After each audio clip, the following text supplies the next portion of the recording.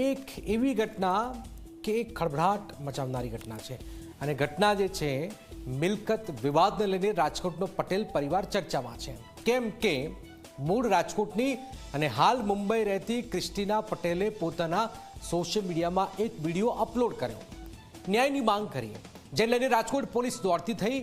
ત્યારે શું છે આ સમગ્ર મિલકતનો મામલો અને કેવી રીતે ઊભો થયો છે વિવાદ, અને આ વિવાદમાં કયા રાજનેતાનું નામ પણ સામે આવ્યું, શું થયું છે જોઈએ, જાણીએ, સમજીએ।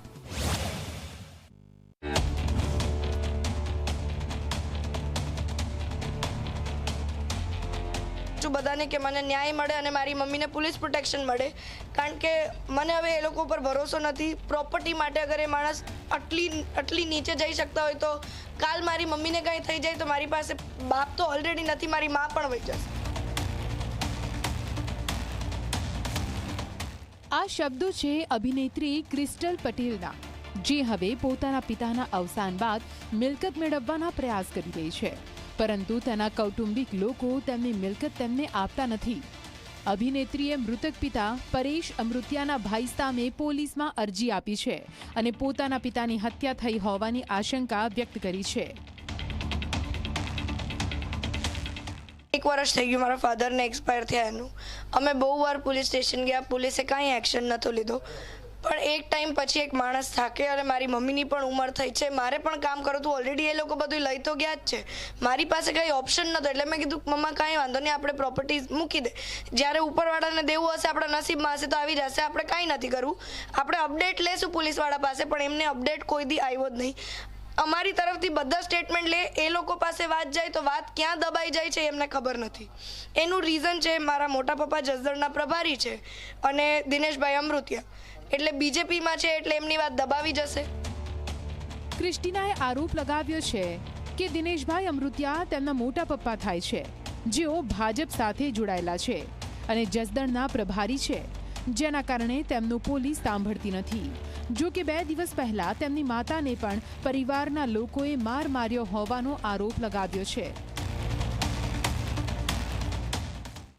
પ્રોટેક્શન જોઈએ છે, બીજું મારે એ જોઈએ છે કે મને ન્યાય એટલો મળે કે જેટલી પ્રોપર્ટી લઈ ગયા છે મારી, અને એને એમ કીધું કે 2008માં વિલ બનાવેલ છે, તો 2008માં 40 વર્ષે કેને ખબર હોય કે હું મરી જવાનો? 40 વર્ષે કે 42 વર્ષે કોઈ વિલ બનાવે?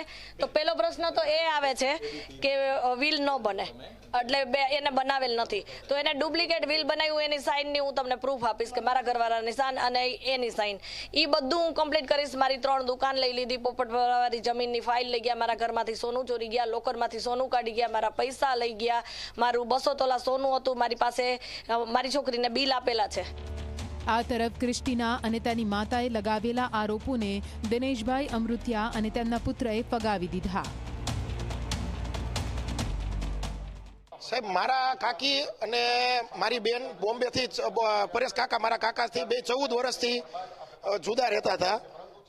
એ પ્રોબ્લેમને હિસાબે મારા કાકા એકલા રહેતા હતા। 5 તારીખે હું મારા કાકાને છેલ્લે મળવા ગયો હતો કે I-20 નો વીમો ભરવાનો હતો, ત્યારે મારા કાકાએ નોમિનીમાં મારું નામ નાખેલું છે, એ મારી પાસે એ મોટું પ્રૂફ છે।